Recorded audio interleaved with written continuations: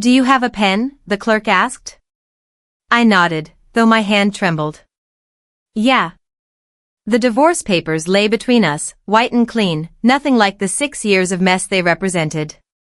I picked up the pen, feeling Daniel's presence across the table. He didn't look at me. His fingers were interlocked with Olivia's. She sat close to him, like she belonged there. You should read everything carefully, the clerk added. I've read it enough times, I said, my voice steady. Daniel finally spoke.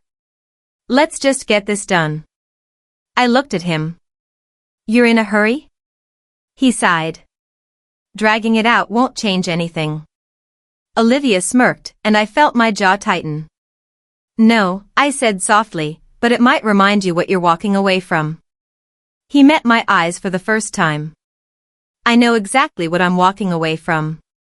My pen pressed harder against the paper than necessary as I signed my name. Each stroke felt like cutting the last thread between us.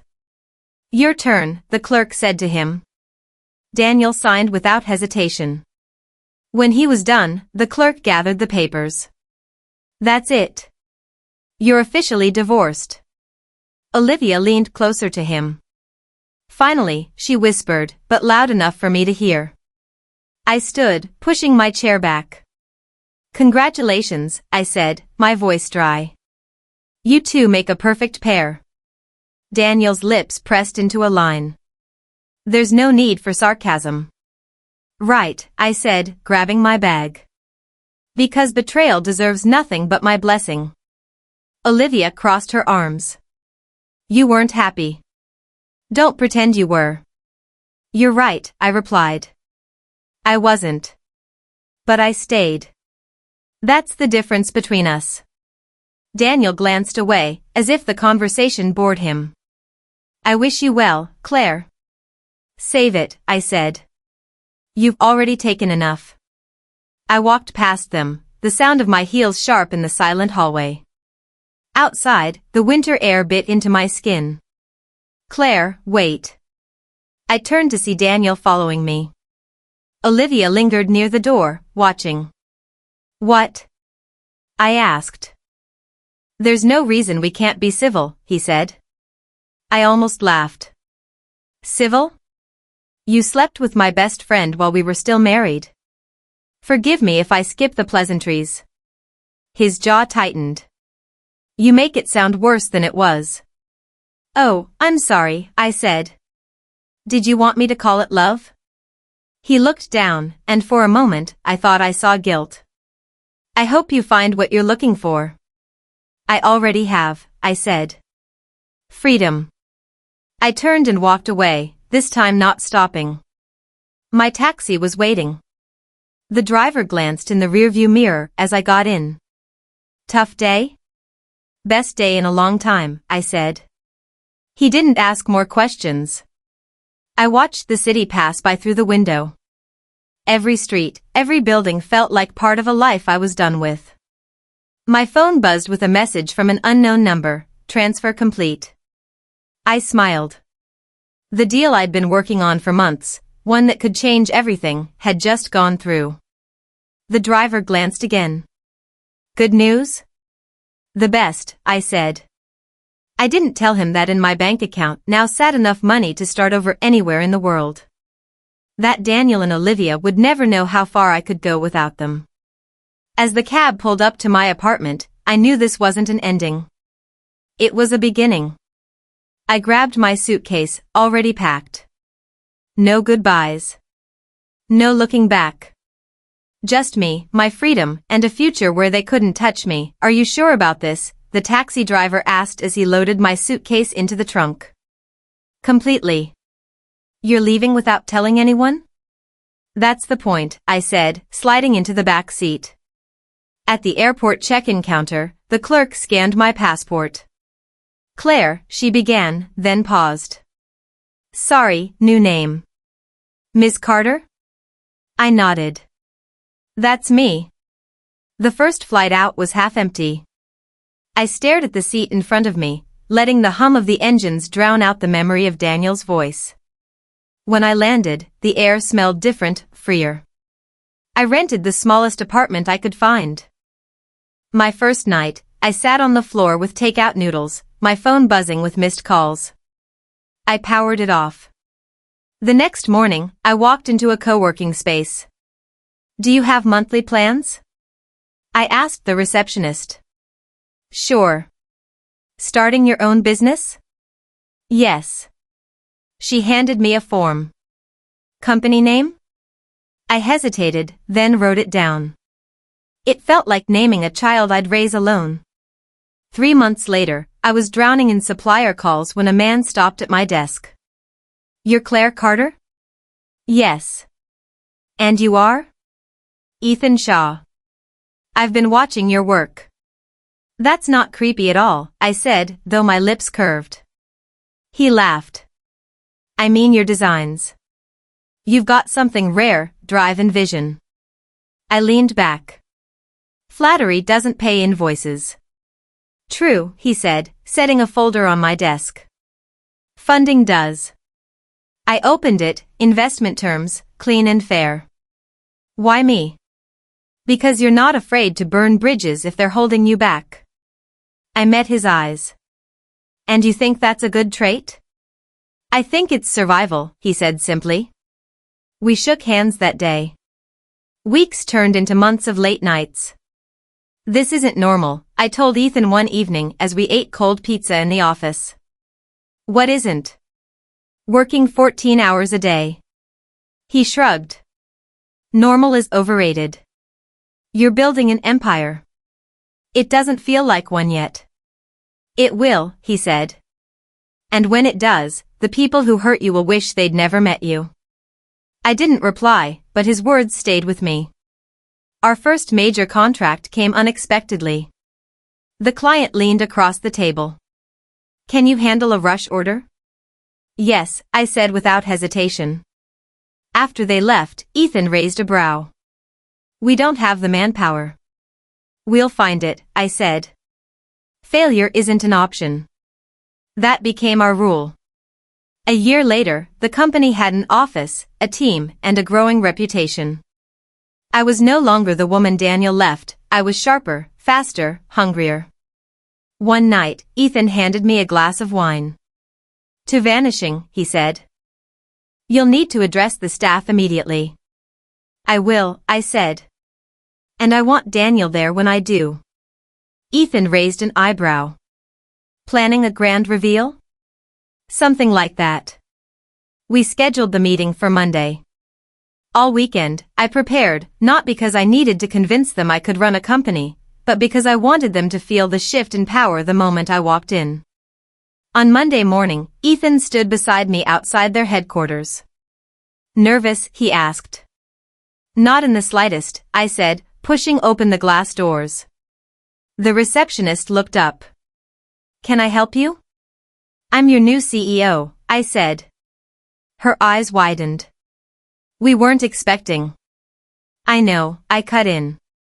"That's the point." We walked into the conference room. Daniel was already there, facing away from the door. When he turned, the color drained from his face. "Claire," he said, barely above a whisper. "Mr. Hayes," I replied, my voice even. "I own this company now."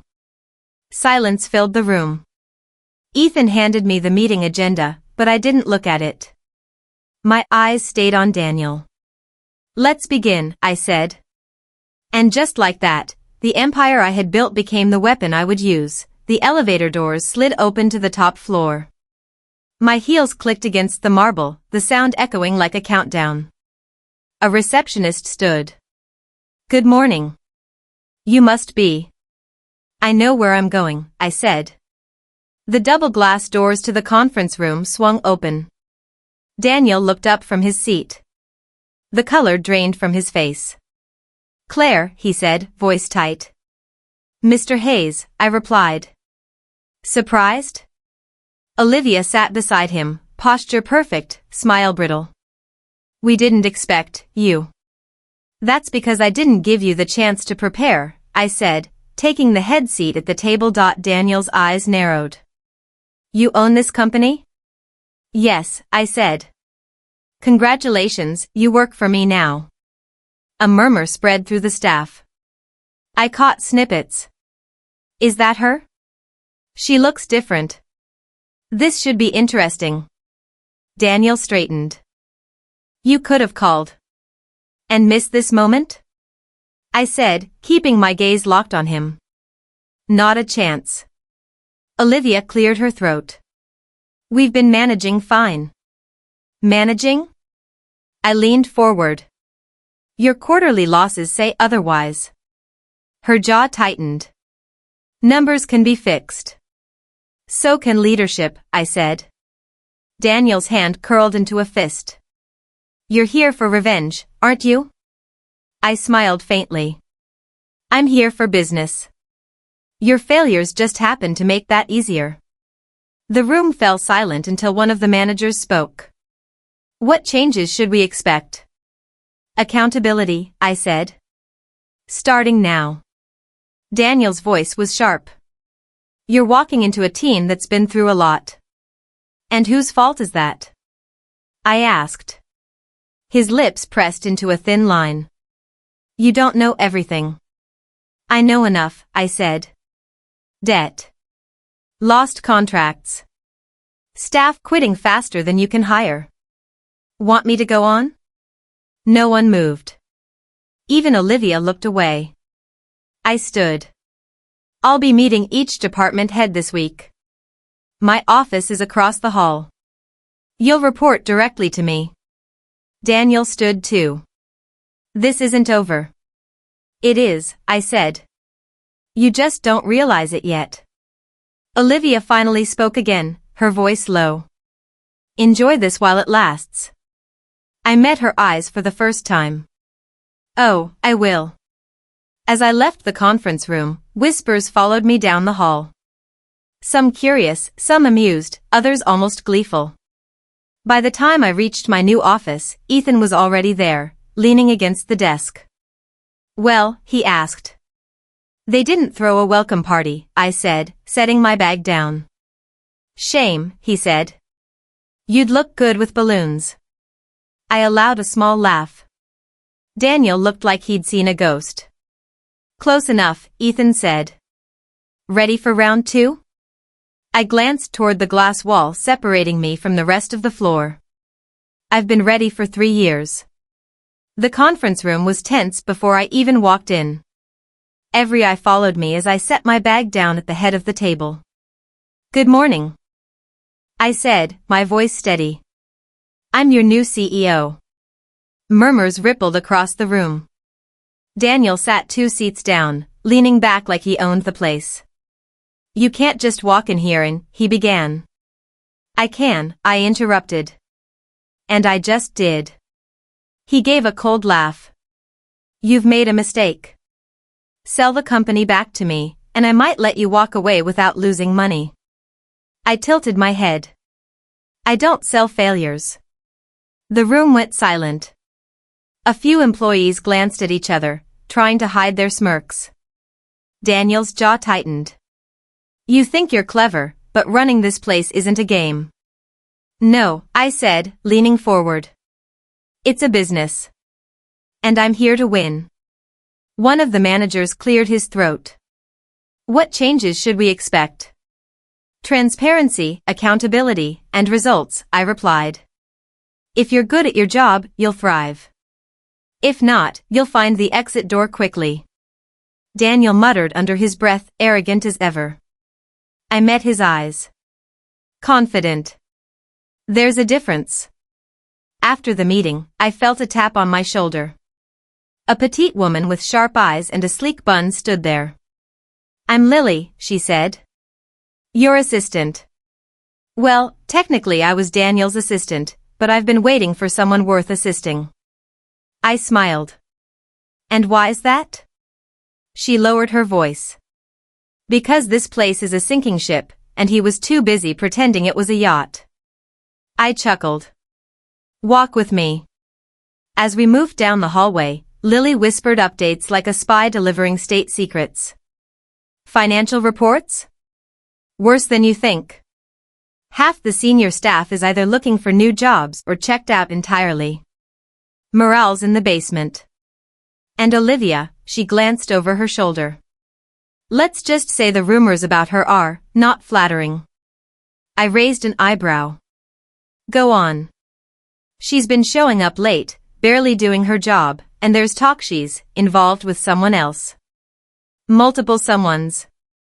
Karma's working overtime, I muttered. Lily smirked. Daniel's pretending not to notice. Keeps up the perfect couple act for clients, though even they're catching on. We stopped outside my new office, formerly Daniel's. I pushed the door open, taking in the expensive but tasteless decor.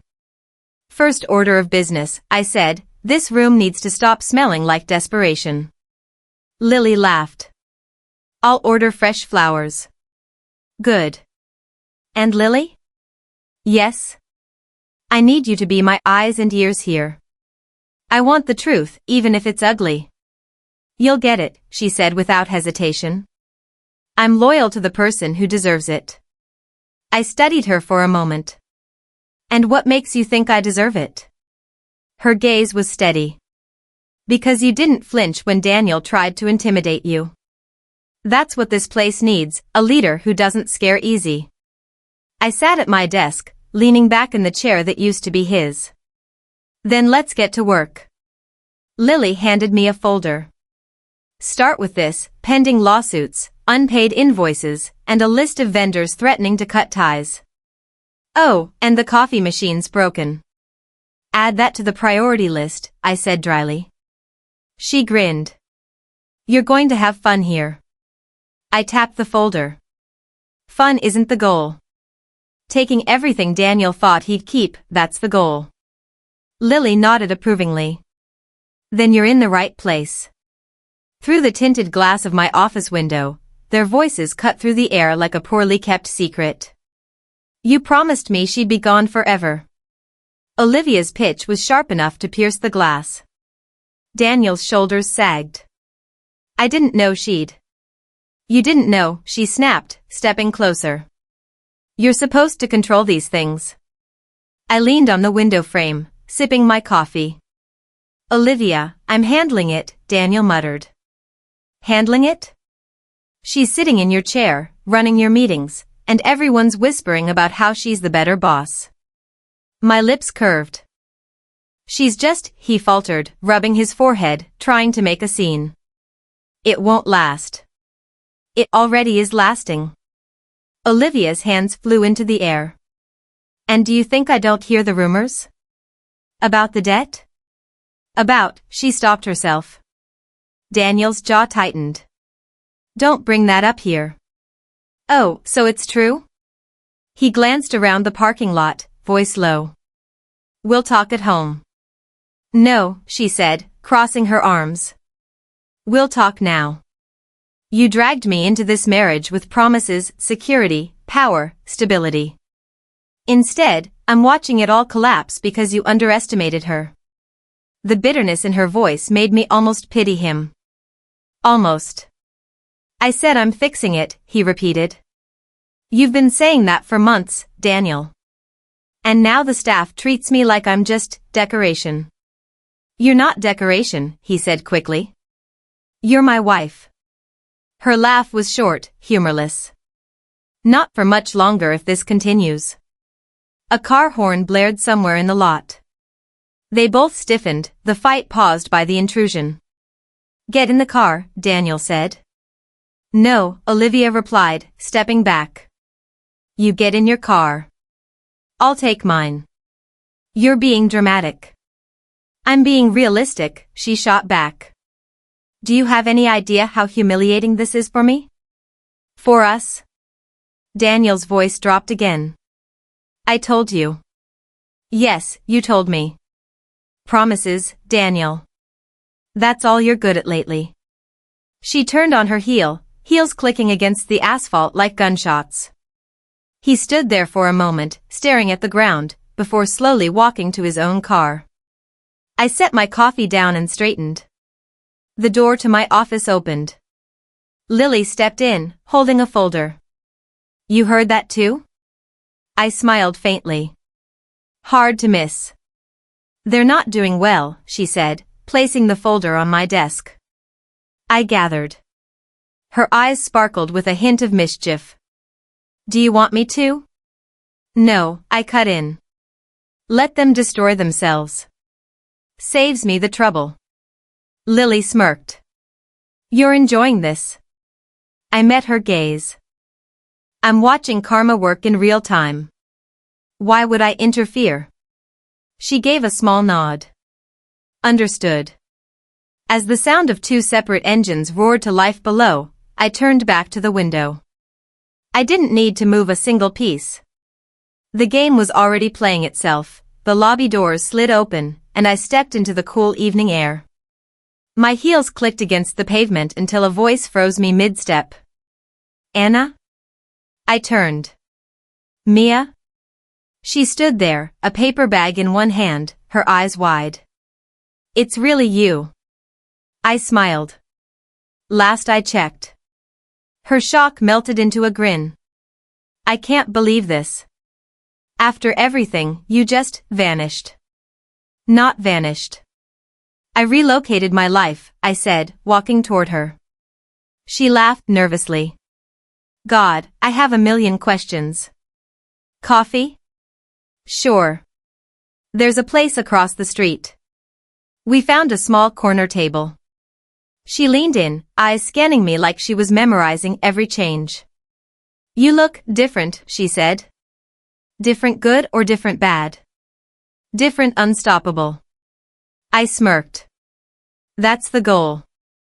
Mia sipped her drink. Do you know what everyone said after you left? I can imagine. No, you can't. Daniel told people you couldn't handle the pressure. That you just ran away to avoid the embarrassment of, you know. I tilted my head. Of him cheating? Her eyes widened. So you do know. I knew before anyone. He just thought I'd stay quiet. Mia exhaled. We all thought you were hiding. That you couldn't face anyone. I leaned back, letting her words hang. That's the story they needed. It kept them comfortable. Then where were you? Building something better. She studied me. Better than him? Better than the life I had with him. Mia's gaze softened. You seem stronger. Like you're not afraid anymore.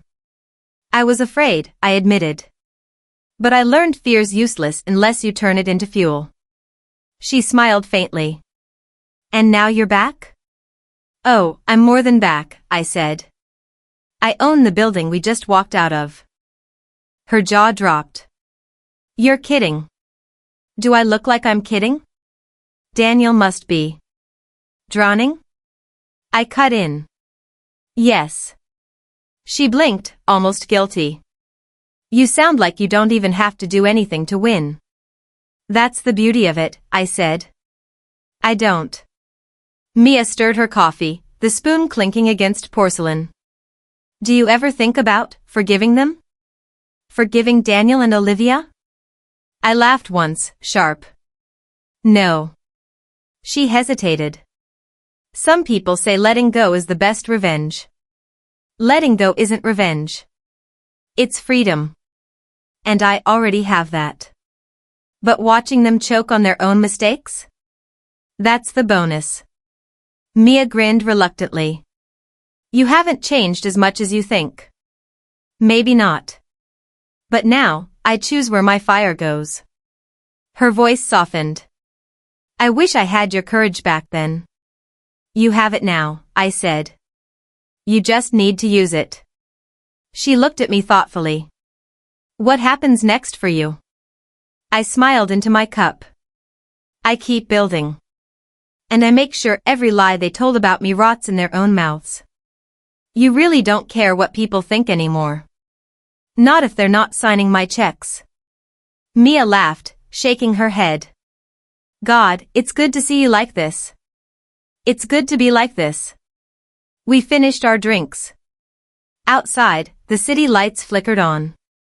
She hugged me tightly, like she wasn't sure when she'd see me again. Don't disappear this time, she said. I'm not disappearing, I told her. I'm making sure they see me everywhere they turn. Her smile lingered as she walked away, but mine stayed for a different reason, because I knew the game wasn't just mine to win anymore. It was mine to own. I was reviewing quarterly reports when a knock sounded on my office door. Come in, I called, not looking up. The door creaked open. We need to talk. My pen froze mid-note. That voice. I looked up slowly. Daniel. He stepped inside, closing the door behind him. I need your help. I leaned back in my chair, folding my arms. Funny. I thought you had everything under control. He ignored the jab and sat across from me. The company's bleeding. Investors are pulling out. If we don't secure funding this month, you'll go under, I finished for him. And Olivia? His jaw tightened. She doesn't know I'm here. I tilted my head. Did you ask her before coming to me? Silence. His eyes shifted to the floor. I'll take that as a no. I set my pen down, keeping my gaze on him. You know I remember everything, right? He let out a long breath. I'm not here to dredge up the past. This is business. Business, I repeated, tasting the word. Like when you cut me out of mine? This is different. His voice cracked, just slightly. If I lose the company, you lose everything, I said. Yes, I know. But why me? You have partners, banks, wealthy friends. They've all turned their backs. You're the only one who, he stopped himself. Who what? Pities you? I leaned forward. You're not here because I'm your last hope, Daniel. You're here because you think I'm still the same woman who'd bend over backwards to save you. His eyes met mine, desperate. I'm here because I know you're capable. You built something out of nothing. I've seen it. Anne. I'm sorry. I raised an eyebrow. Sorry for what? For the betrayal, or for needing me now? He flinched. For both. The silence stretched. Outside, the muted hum of the city seeped through the glass. I could hear my own heartbeat. You know, I said finally, I've imagined this moment more than once.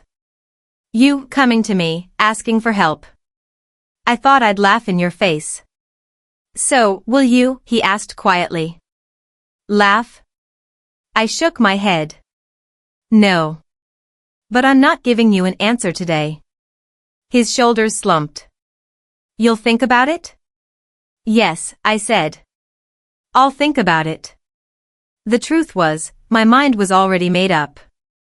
He stood, looking older than I remembered. Thank you.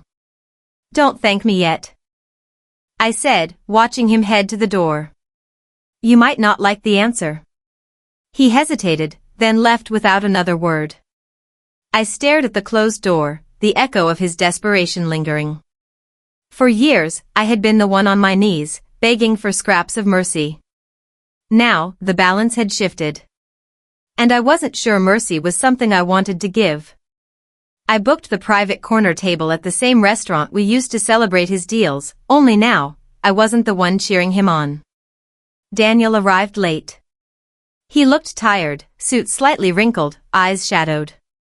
You picked quite a place, he muttered, sliding into the seat across from me.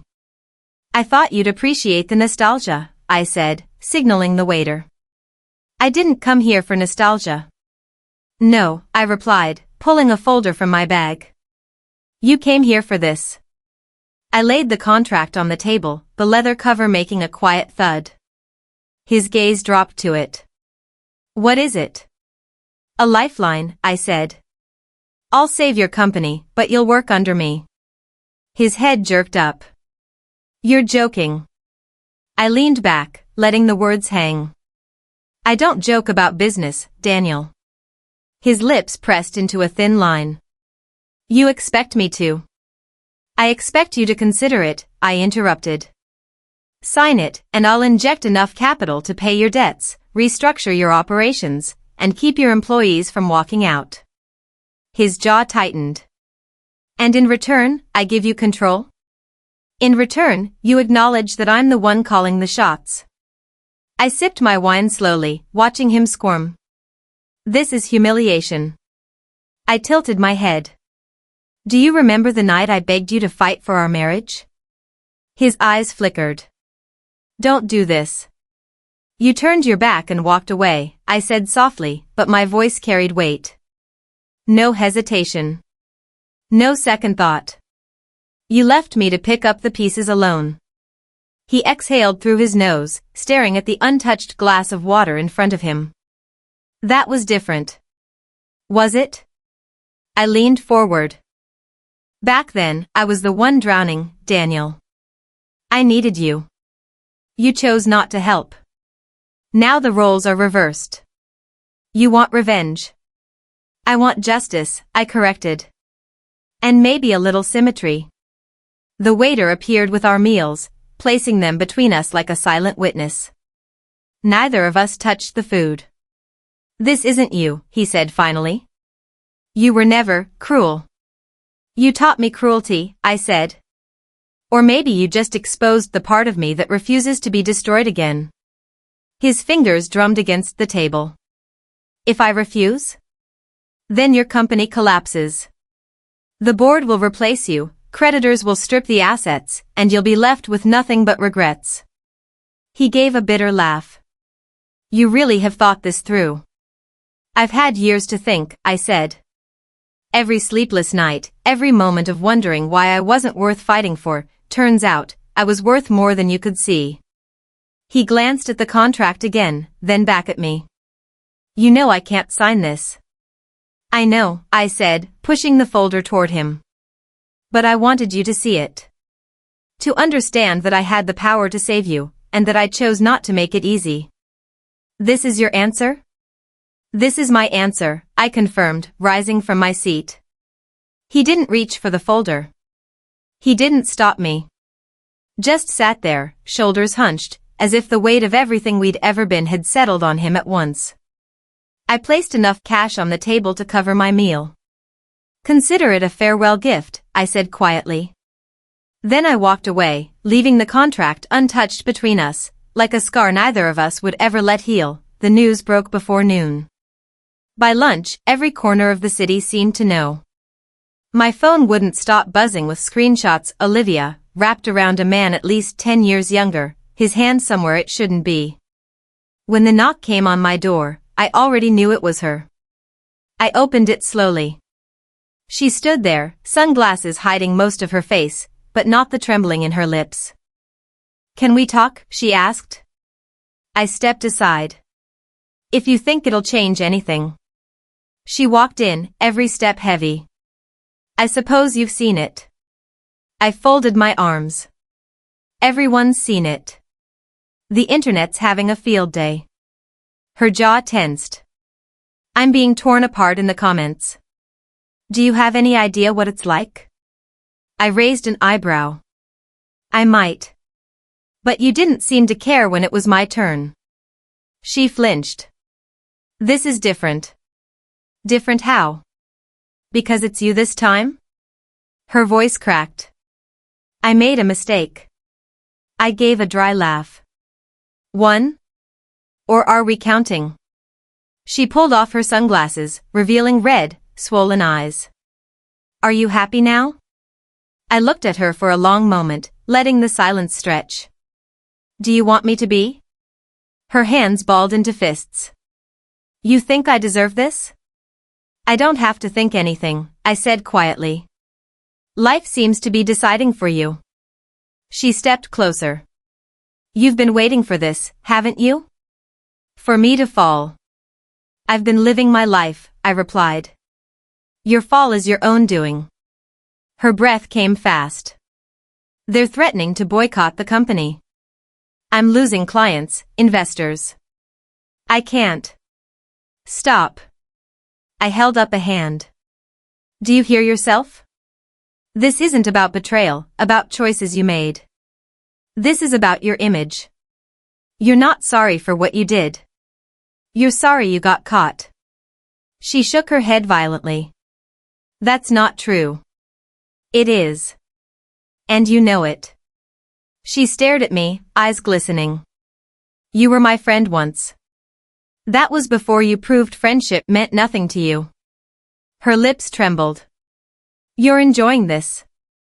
I'm not, I said firmly. But I won't lie, it's poetic. Her voice dropped to a whisper. I thought, maybe you'd help me. I tilted my head. Help you what? Spin the story? Clean up the mess?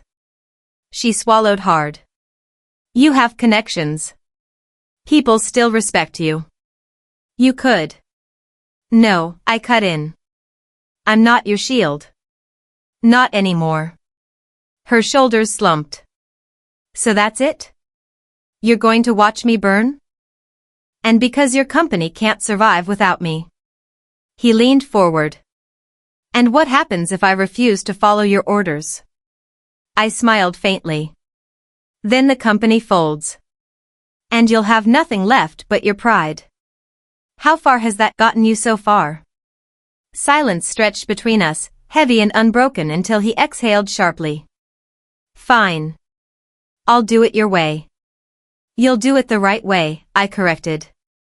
He stood, pushing back his chair. I suppose I should get to work. Yes, I said, gathering my things. Every decision now goes through me.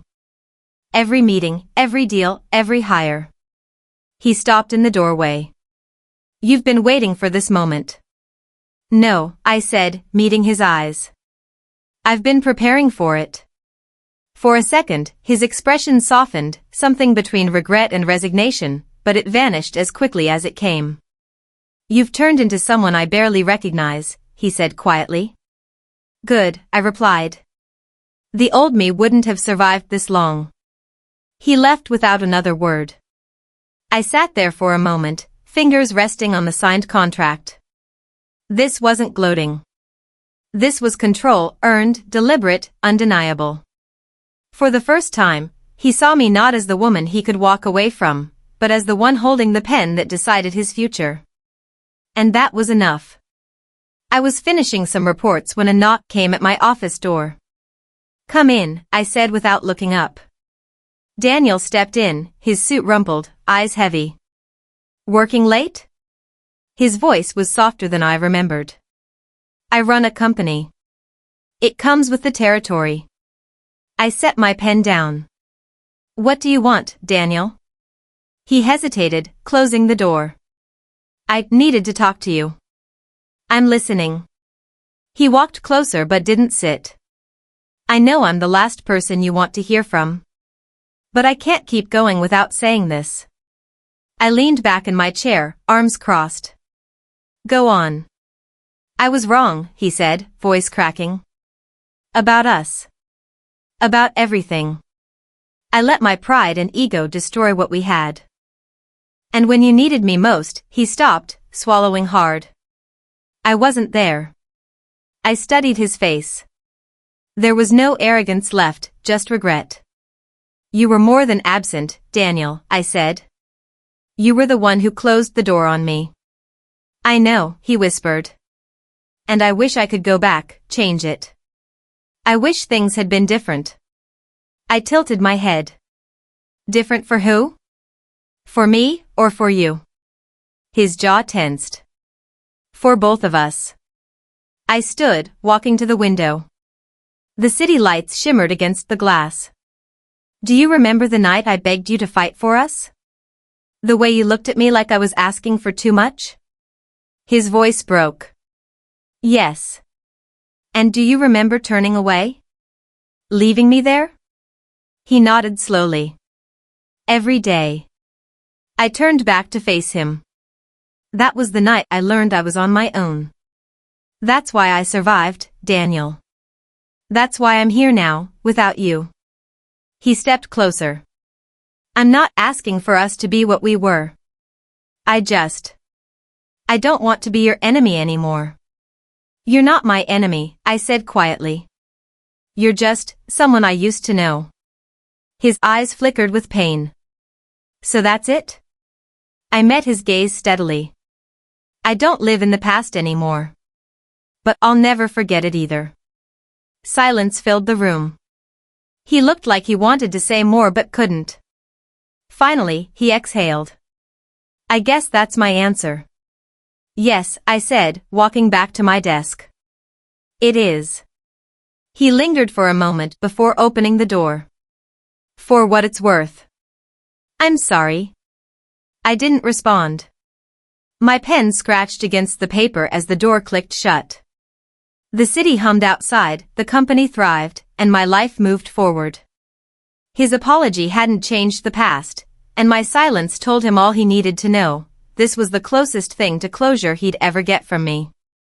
And I was fine with that. I thought you'd stay longer, Daniel said, leaning against the doorway of my office. I never planned to, I replied, sliding the last file into the box on my desk. I came to fix what was broken. Now it's fixed. He stepped inside, hands in his pockets. You built this place back up. People respect you here. You could run it for the next 20 years. That's exactly why I'm leaving, I said, meeting his eyes. I don't need to prove anything anymore. You're really walking away?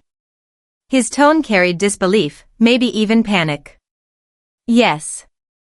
I sealed the box with a strip of tape. The difference is, this time it's my choice. He exhaled slowly. I never thought you'd be able to let go. I gave a small smile.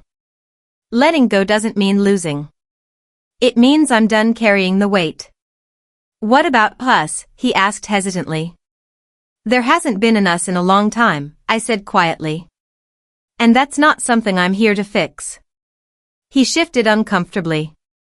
I know I ruined everything. But a part of me hoped. Stop, I interrupted. You had your part. I had mine. We've played it out. He nodded, eyes dropping to the floor. So, that's it?